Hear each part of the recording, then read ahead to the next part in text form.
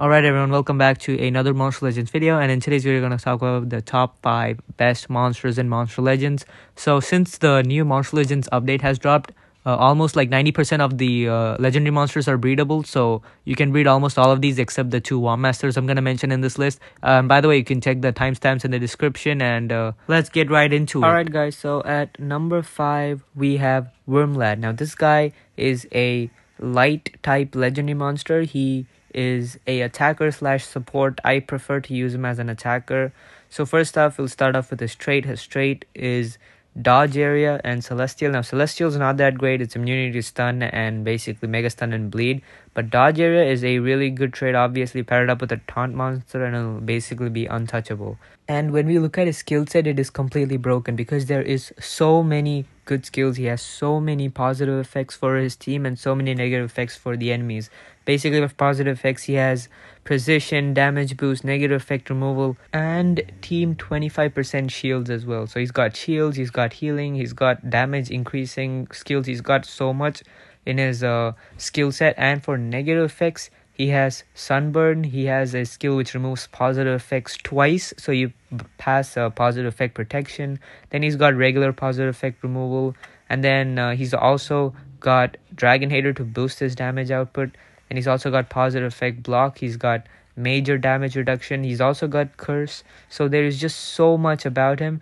And one of his my all-time favorite skills he has is an ally 1% resurrection, which gives evasion, regeneration, and positive effect protection. So you really can, even if you positive effect removal, the evasion and regeneration will still stay. So that ally is good as new as well. So he's got all of these skills, and that's why he's number 5 on this list. And moving on to number 4 on this list, which is Womb Master Thalassa. Now this is a legendary monster which is mainly a denier which specializes using freeze. Now this monster is just completely broken. Like, it's one of the best Womb Masters in the game, and I'll tell you why. First off, his trait, which is tough, a great umbrella trait, followed by Status Caster doubles her own team's maximum stamina, which sounds very situational, but Womb Master Thalassa specializes in extra turns, so this is going to be really helpful. And its third one is immunity to freeze to the whole team. Again, situational, but it's really good for her own self, which is, obviously really important because the double stamina allows her to use extra turns much more.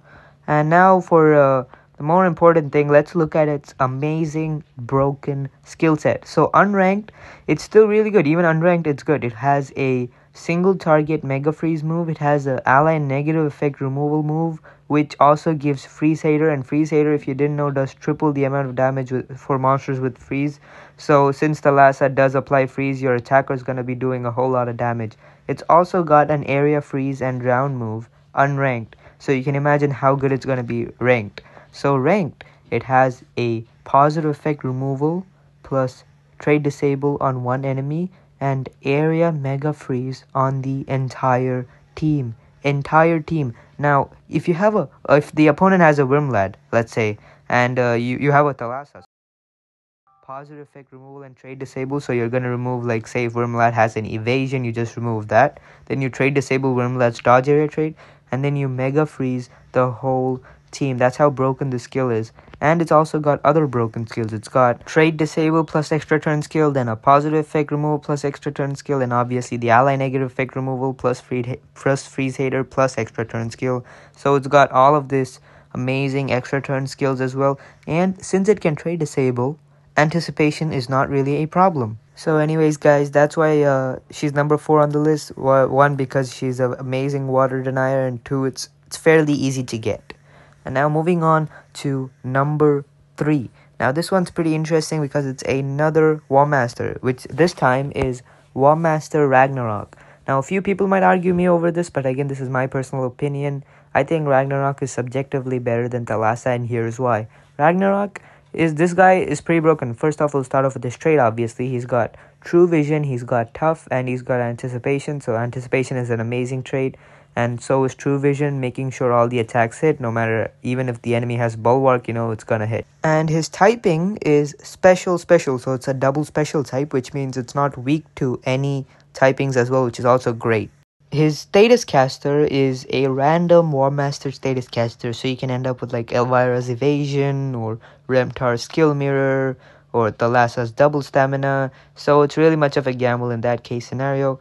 And now, even his stats are really high. I checked it, he has one of the highest stats overall for a monster behind monsters like Heyman. So, when we look at his skill set, which is I'd say is absolutely broken because he's the best of all War Masters. He has all of the best War Master skills combined into one. So now you might be thinking, what does this guy basically do?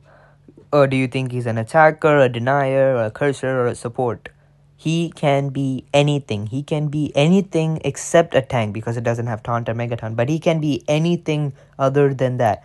So because when we look at his skills, he's got, first off, for his denying hand, a Mega Stun skill, which Mega Stuns the enemy and gives team control immunity to the allies. And he's also got a skill based on Thalassa, which gives positive effect removal and does Mega Freeze to one enemy. He also has a cooldown activation skill, which also applies Curse. Then he's also got a Trade Disable plus Total Blind skill. So he's got all of this for denying. Now let's move on to support, and this is where things get really interesting. Now when we talk about his supporting skills, he's got a skill which does Nanovirus to one enemy and applies Team Skill Mirror to all allies.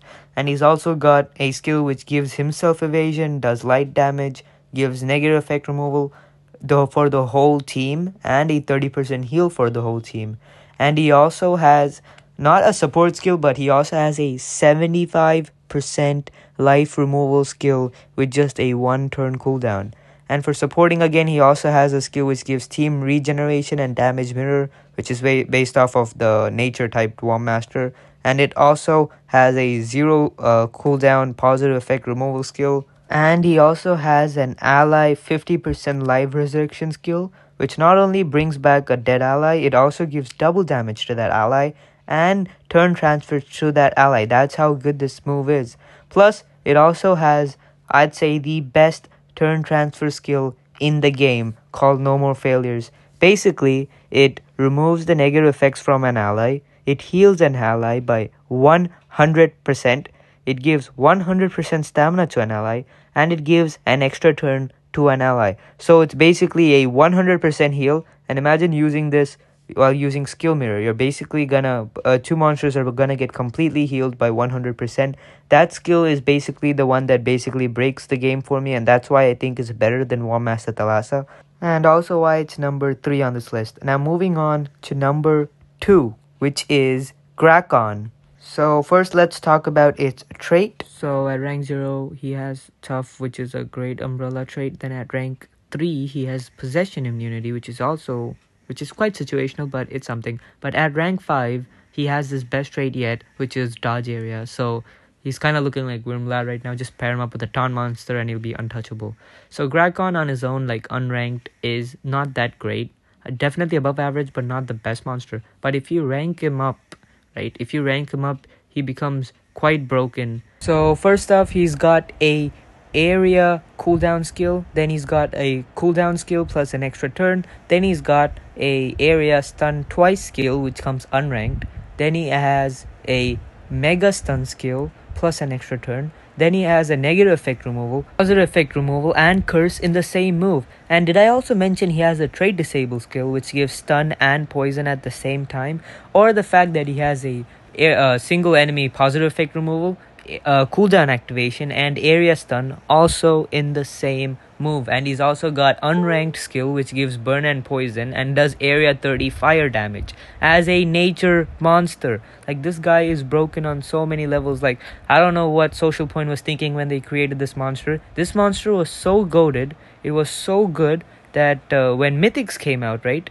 80% of players, 80% of the top level players will still using Grakon in his team, and around like 60% I think were using Wyrmlad in their team. And that's why he's number 2 on this list. Now moving on to number 1, which I'd say is the greatest legendary monster to ever exist.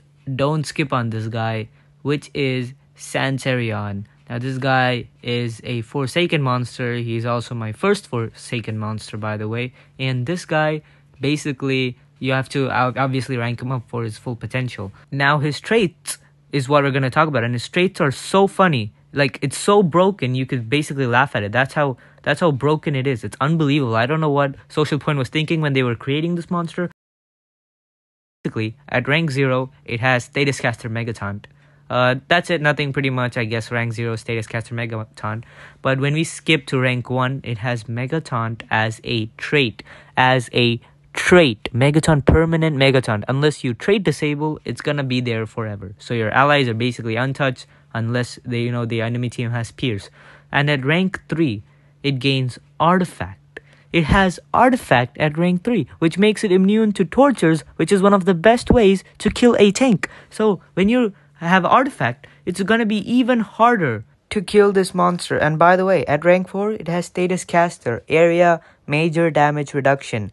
As if the Megataunt and Artifact were already not enough, Area Major Damage Reduction, so he takes even lesser damage. And when we look at his skills, is also really good. So this guy, as a tank, has positive and negative effect removal. As a tank, for some reason, I don't know why, but he has positive and negative effect removal as a tank. Plus, he's also got torture skills. He's got a skill which gives 2 random tortures to the whole team. Team negative effect removal, and which gives regeneration and stamina regeneration. And it's also got a skill which gives area random negative effect. So you could end up with something really good or something really bad, so that's a gamble. But it also gives team random positive effect, so you can end up with something great like evasion. And it also gives extra turn, and all of this comes in one move. And it's also got another skill which is a 2-turn cooldown skill which heals the entire team by 50% while also doing area damage to the entire enemy team. And all of this is the rank skills. At unranked skills, he's also got really good skills. He's got a self 75% heal skill, which also gives a random negative effect to an enemy. He's also got a team 35% heal plus random protection as well. So when we look at him, he's just so broken on so many standards. So when he first came out, like this monster, everyone was using him. I mean, now obviously we have like 2 more Megaton monsters. We got Pangoliath and we have King Atum. But this guy was so broken, even in the Cosmic era, people were considering to use him. Even with that much of a stat gap, people were still using Santarion. They were also using Wyrmlad and Grakon. It's just unbelievable to see how a monster like that could withstand itself for like so long, even after the mythics came out. And that's why it's number 1 on the list. Don't skip on this guy if you're looking for a good legendary monster, because I can assure you he is definitely the best legendary monster. And anyways, that's all for today's video. Subscribe.